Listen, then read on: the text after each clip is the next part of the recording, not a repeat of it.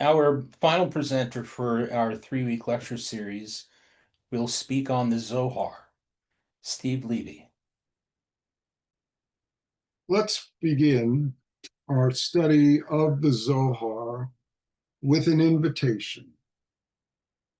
An invitation for us today that was also given by Rabbi Simeon ben Yochai to his disciples some 1900 years ago.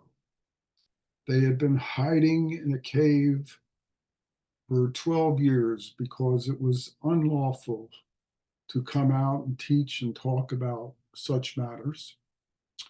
And so his disciples took down every word of their teacher to preserve it for future generations. Come and see.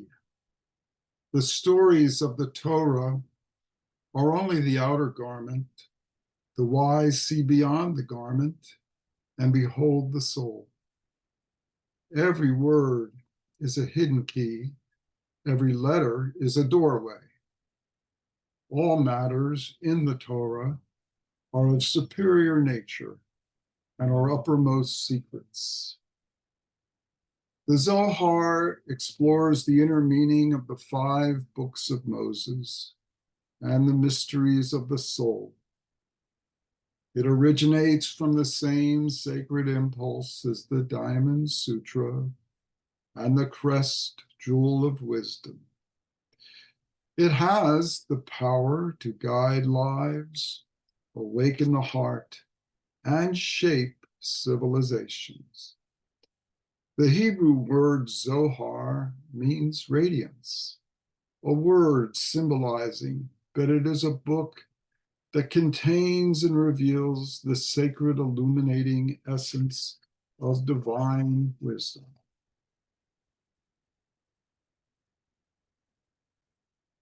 A sacred text is a gate, a point of passage between the visible and the invisible, the world of form and the world of spirit. In the symbolism of the Zohar, a gate represents any degree of spiritual enlightenment. There are many gates to wisdom in the Zohar. This presentation will focus on the Zohar as a gate to the knowledge of the sacred. Even the original language it was written in, Aramaic, is an ancient poetic and mystical language, giving it a sacred tone. Its metaphysics and philosophical principles form its head doctrine and appeal to the intellect, while its psychological insights and ethical teachings form its sacred heart doctrine and appeal to intuition and compassion. Our goal today is to get a working knowledge of its philosophical principles and learn the keys that it offers to create, sustain, and resuscitate the sacred within our soul, our relationships, our conduct in life, and to realize the sacred around us, a realization that is often hidden from view. From the Zohar. This is the book of the concealed. Its words are the key to the higher secrets, the path to the sublime wisdom. The Zohar is the crown jewel, the central text of esoteric mystical Judaism, or what is generally called the Kabbalah. Its authorship, if not its origin, is assigned to Simeon ben Yochai, an adept rabbi who lived around Jerusalem in the 2nd century AD. Its religious mysteries were taught by him directly to only a few of his closest disciples, who wrote them down.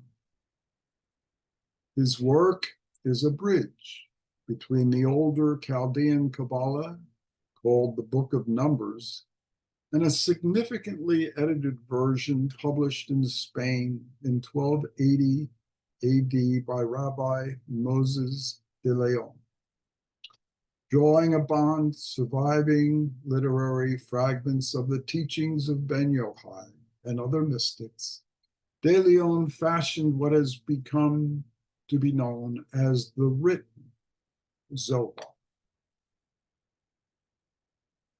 The Zohar is not a single text, but it is a collection of many texts written in a style which is poetic and symbolic. Selecting key words or verses from the 5 books of Moses, the Zohar expands with 4 different levels of interpretation.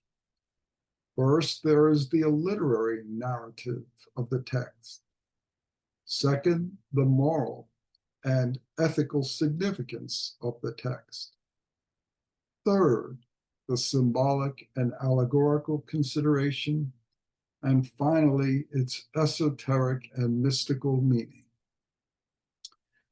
Its chief text is called the Book of the Concealed Mystery, otherwise in Judaism called Sefer Zenuta.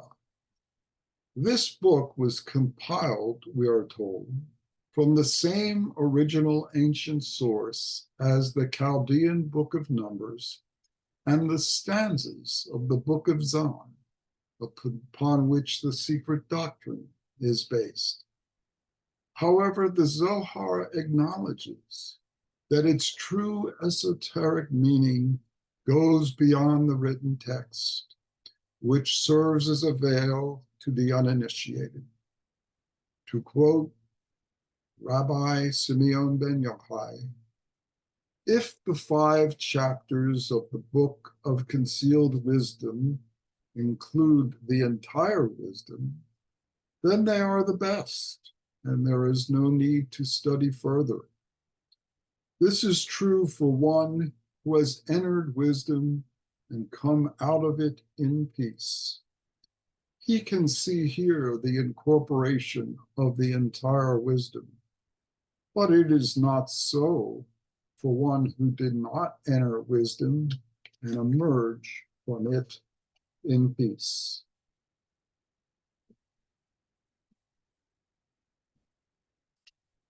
A quote from H.P. Blavatsky in her article, Tetragrammaton.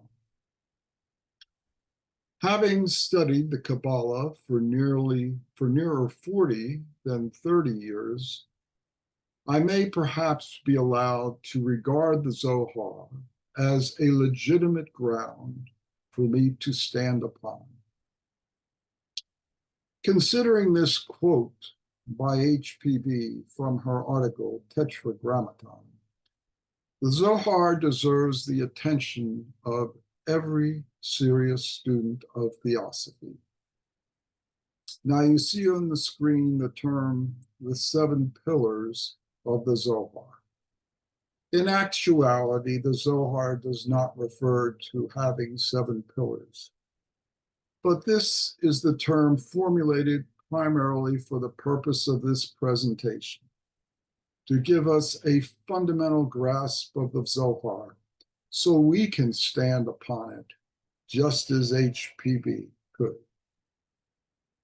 The 7 pillars of the Zohar are the core principles that are the heart of its teaching on the sacred. They are the foundations of a vital metaphysical system.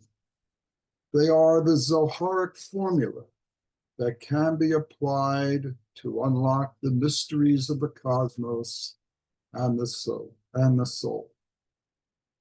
Now, the first pillar is the one, not the number 1, but the all-inclusive, all-pervading oneness of life.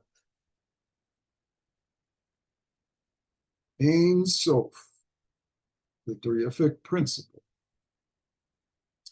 except to say that it is the one infinite unity and reality which is the source of all beings It cannot be described in words. However, one can say what it is not. Hence, the word Ein Sof means that it is no thing, and it has no end. It has no attributes, nor can it directly use or relate to any manifested thing. It is the eternal, boundless principle of sacredness, which is beyond all form and differentiation. Yet its sacredness pervades every point in space, all differentiated forms, and unifies all intelligent beings. According to the Zohar, the journey of the human soul is to remove the veils of illusion and acquire a deeper awareness of that divine sacred unity in the world behind the veils of duality, diversity, separateness, and to live accordingly. Pillar 2, the Sephiroth. Ein Sof can only be comprehended through its manifesting aspects in time and space, as it is unknowable. It is these finite aspects which can have a direct relation to the manifested universe. In their totality, these aspects are called Eitz Chaim, the tree of life. In their collectivity, they are identical to the manifested logos, or the word, called devar in Hebrew. In their individuality, they are called the words, the barim, the Sephiroth, numbers, or the Elohim. The Zohar identifies, in general, 10 Sephiroth, 3 on the higher spiritual planes, and 7 on the 4 lower planes of materiality. The 10 Sephiroth are manifesting attributes of the unknowable Ein Sof, but they are also symbolic of hierarchies of intelligent creative forces operating on different planes of being. These creative beings are the cosmic agents or channels through which divine light, energy, and wisdom manifests in the universe. The Zohar describes a direct relation and correspondence between the Sephiroth and the human being. The sevenfold human being emanates from the sevenfold Sephiroth. Consequently, the 10 Sephiroth are also called the heavenly man, the first Adam, or Adam Kadmon in Hebrew. The 10 Sephiroth are hierarchies of intelligent creative forces, are considered by the Zohar to be sacred channels for the manifestation of the unmanifested, boundless, eternal sacredness of Ein Sof. Every function and influence of the Sephiroth in the evolution and operation of the universe, a world or human being, is considered to be a sacred action because of the sacredness of the guiding, underlying, intelligent spiritual impulse. Hence, the sacredness of cosmic law. Pillar 3, Shekhinah, the manifesting presence of divine light, wisdom, harmony, and sacredness. Shekhinah is the manifesting divine presence that pervades the universe. It is the one spirit manifesting as divine light, wisdom, and grace. It is the collective light of the Sephiroth. As the light of Shekhinah is the first expression in time, space, and matter of Ein Sof, it corresponds to the light of the manifested Logos, which is simultaneously an intelligent and creative potency. The Zohar teaches that the wisdom and potency of Shekhinah resides in the upper triad of the human being, the immortal ego, as expressed in Theosophy. Shekhinah, the divine presence, may be felt by many, but it is only fully revealed to the enlightened mind. It is veiled by ignorance. As Theosophy teaches, it is attainable, possessed, and directed by the immortal ego of the adept. Shekhinah is the presence of the collective divine sacredness of the Sephiroth, knowable to the human soul through devotion and meditation. But it is also witnessed as cosmic harmony in the universe. It is the same as Alaya, and it is compassion, the law of laws. What we read in the text of the Voice of the Silence regarding Alaya is very much what could be read regarding Shekhinah. To quote the voice, compassion is no attribute. It is the law of laws, eternal harmony, Alaya's self, a shoreless universal essence, the light of everlasting right and fitness of all things, the law of love eternal. The more thou dost become at one with it, thy being melted into its being, the more thy soul unites with that which is, the more thy wilt become compassion absolute.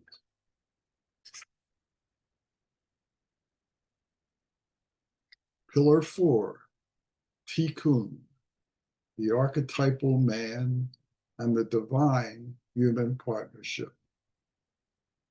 Tikkun originally meant the archetypal man, Adam Kadmon, in the Zohar, meaning that the Sephiroth in their totality were the ideal macrocosmic prototype of which humanity is the microcosmic manifestation on Earth. Every human principle has its corresponding Sephiroth from which it was produced and to which it is related.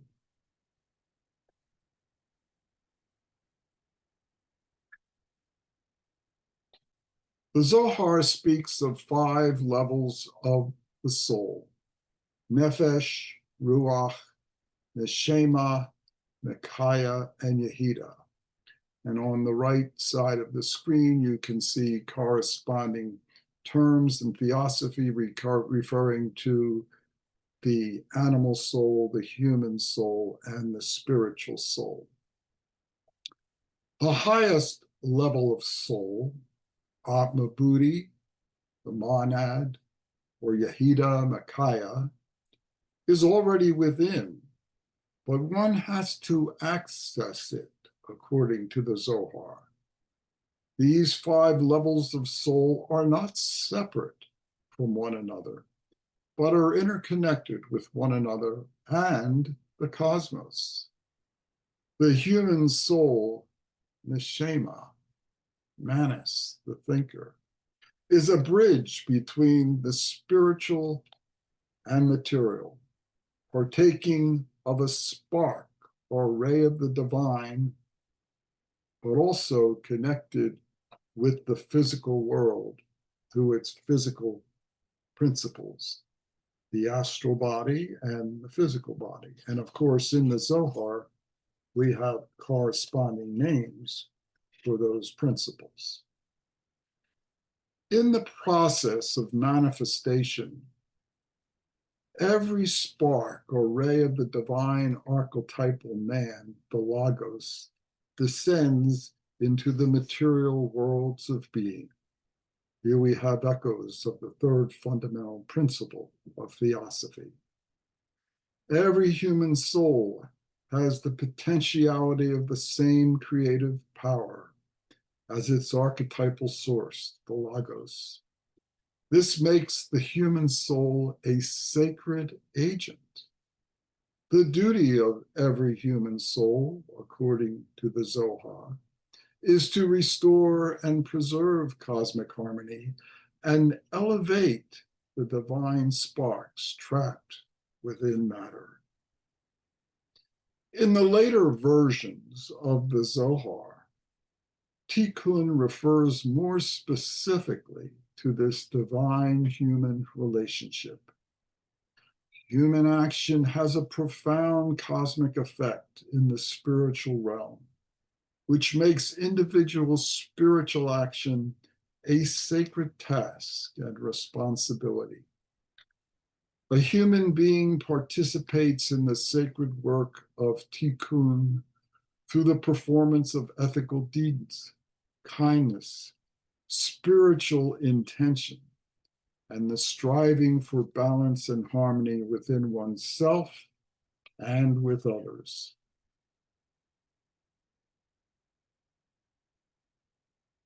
Pillar 5 is the gate of reincarnation, reincarnation and the soul's journey. Reincarnation, the cycles of the soul, is called Gilgulim Neshemot in the Zohar. Souls are reborn in order to perfect themselves and complete their unfinished work. According to the Zohar, there are three main reasons for reincarnation. One, rectification of a transgression of the law of harmony and the necessity to reincarnate until the transgression ceases and harmony is restored. Two, failure to fulfill a necessary and obligatory duty. And three, the need to help others. The spiritual essence or spark of the immortal human soul is one with and is inseparable from Ein Sof. But as the soul incarnates into forms of matter, it loses its conscious connection with its divine source. Exile is disconnection of the soul with its source, resulting in disharmony or shattering, Sephiroth, in the terminology of the Zohar. The soul incarnates with a purpose to reunite itself with its divine source and assist other sparks of the divine to return to their original state of purity. Tikkun, rectification, occurs when disturbed harmony is restored within oneself, with others, and with the cosmos. Every human action either disturbs or rectifies cosmic harmony. And these actions rebound back upon the human soul, causing suffering or benefit. According to the Zohar, a person's situation and circumstances in any incarnation are one's responsibility, or as they are caused by the state of shattering or the state of rectification in one's soul. The soul's journey through a reincarnation completes a sacred duty to acquire deeper awareness of the divine unity and sacredness that underlies all, and to live accordingly. Therefore, every human life is sacred in this regard. Every human situation is a sacred opportunity, and every human action can be a sacred service. Pillar 6, sacred time and sacred space. Durations of time are cyclical according to the Zohar. They are spiritual in their original impulse. The influence of the Sephiroth occurs progressively and repetitively in a definite cyclical order over time. Time unfolds in an ebb and flow of spiritual energies from the Sephirothal, imparting sacred influences of varying degrees upon certain hours of the day, days of the week, times of the month, year, and even longer durations of cosmic time. This is the basis of astrology in the Zohar. The stars and constellations called mazalot are described as channels of divine influence from the Sephiroth, not independent forces in themselves. As we read in the Zohar, all the stars and constellations are appointed over the world. Human destiny is influenced by the stars, but not determined by them. Each soul descends under a certain celestial influence, but through spiritual merit, one can rise above the stars. As we read symbolically in the Zohar, the stars proclaim the decree, yet the Holy One overturns it for the righteous. Astrology is regarded as a sacred science in the Zohar because it is the language through which cosmic law is expressed in time. Under this law and the sacred influence coloring durations of time, there are certain times best for the initiating of spiritual energy, best for spiritual challenge, and best for spiritual reflection and integration. Using time unwisely or ignorantly exiles the divine presence within, while using time wisely with knowledge and living in alignment with the sacred rhythms of life bring beneficial influence and help. Nevertheless, every moment in time is an opportunity to connect with the divine within. A moment in time becomes sacred when it becomes fully present, purposeful, and full of awareness. And here we have a portion on the screen of that diagram on page 200 of the second volume of The Secret Doctrine. The four worlds. Space is sacred in the absolute abstract sense as it is one with Ein Sof. But it is also sacred in its manifested fullness on the four lower worlds, since the divine presence of Shekhinah, the light of the Logos, pervades the lower worlds. As we can see in the diagram, the first and highest of these lowest worlds is the archetypal world. Next comes the intellectual world of ideation.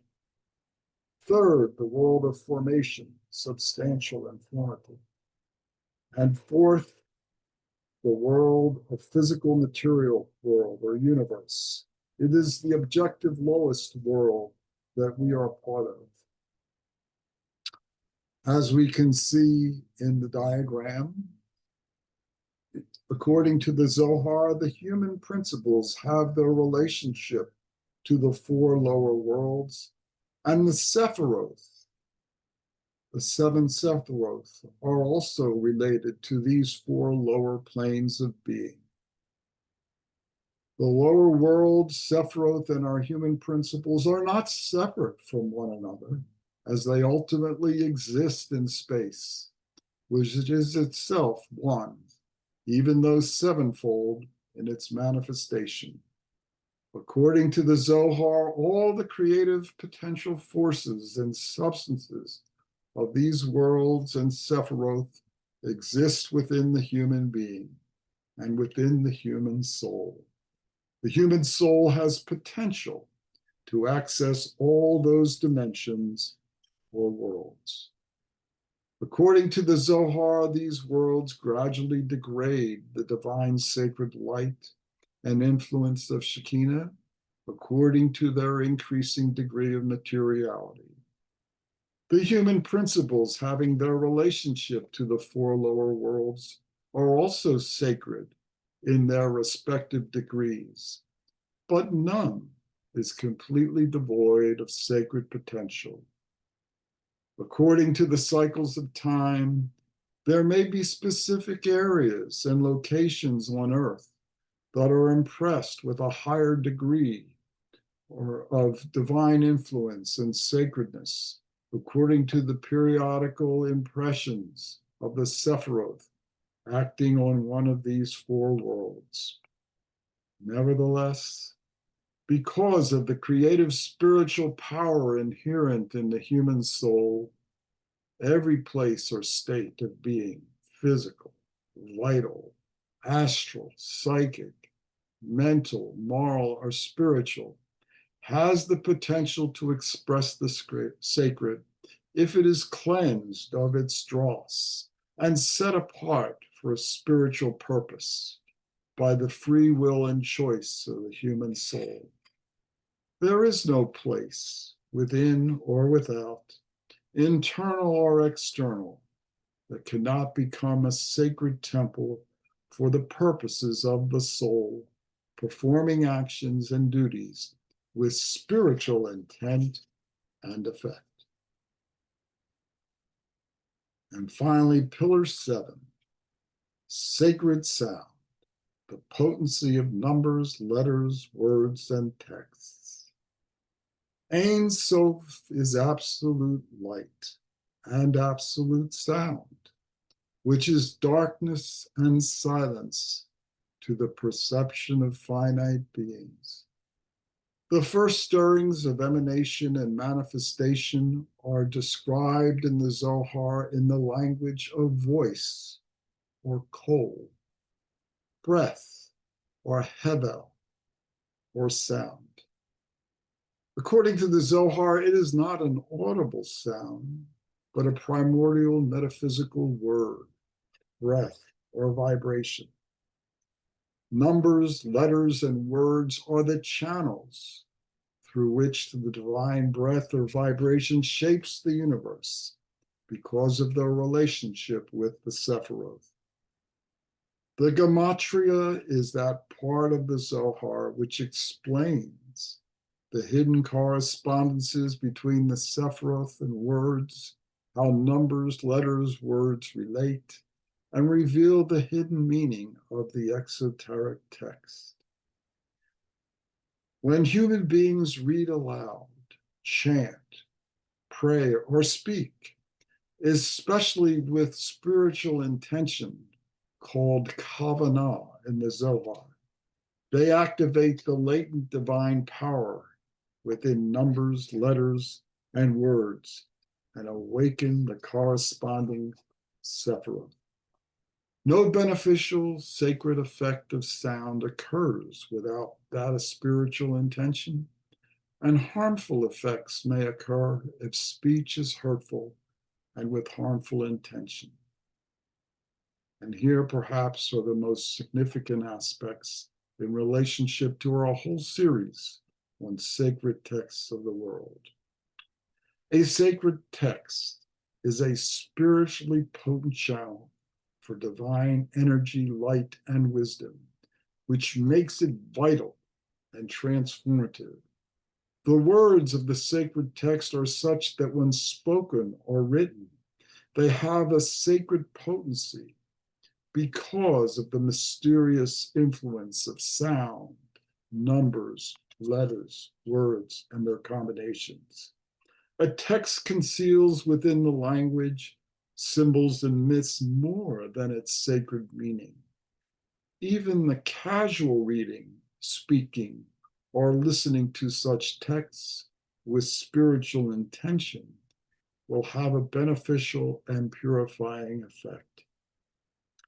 A sacred text is a living vessel of divine influence, able to initiate transformation and reveal hidden truths. A sacred text has content that conceals cosmic secrets in every verse, name, and letter. Its figures and events reflect divine laws and processes. It transforms the reader through its study and has the power to elevate consciousness, especially with the right companions at the proper time and proper place. And we will finish this presentation with a final reminder from Simeon ben Yochai of the potency of companionship with like minds in trying to understand sacred texts. When the companions sit together and occupy themselves with these mysteries, the Shekhinah rests upon them, and they are friends above and below. Come and see. When the companions sit together, the Shekhinah spreads wings over them. Thank you.